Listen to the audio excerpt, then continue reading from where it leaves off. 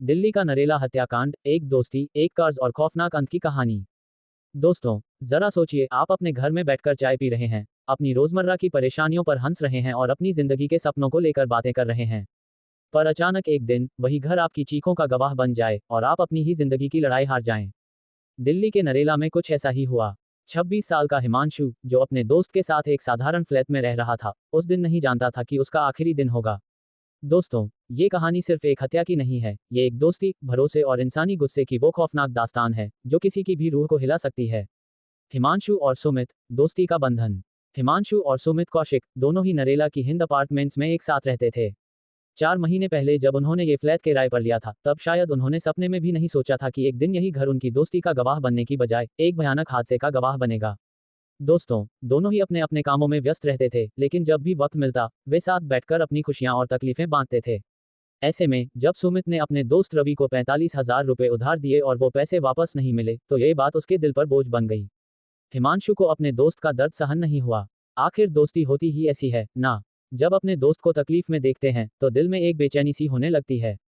हिमांशु ने सुमित का साथ देने का फैसला किया और वो खुद रवि के पास गया। अपमान और बदले की आग। दोस्तों, कहते हैं ना कि जब गुस्सा इंसान पर हावी हो जाता है तो सही और गलत में फर्क करना मुश्किल हो जाता है। हिमांशु ने रवि से पैसे लौटाने की सख्त मांग की। गुस्से में शायद उसने कुछ कड़े शब्द भी कह दिए, और ये सब रवि की मां के सामने हुआ। अपमान का ये घूंट रवि के लिए असहनीय था। वो इस बेइज्जती को भूल नहीं पाया।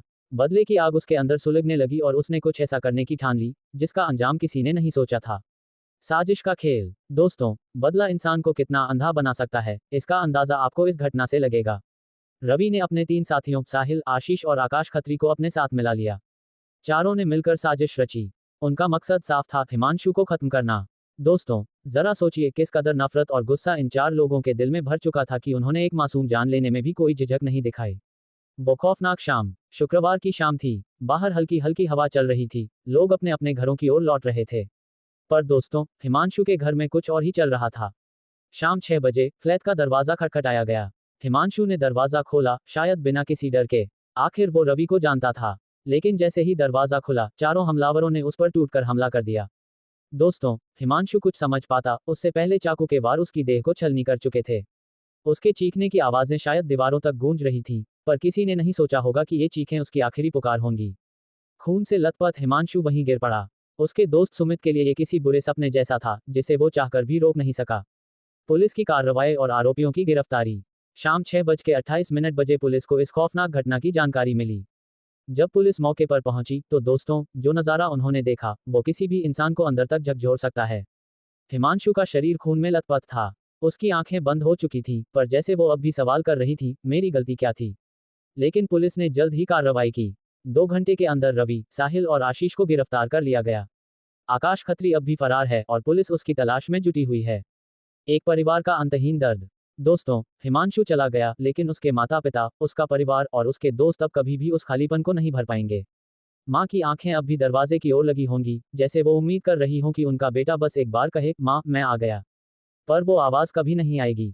क्या ये सब रोका जा सकता था? दोस्तों, गुस्सा और बदला इंसान को अंधा बना देता है। इस एक घटना ने हमें यही सिखाया है।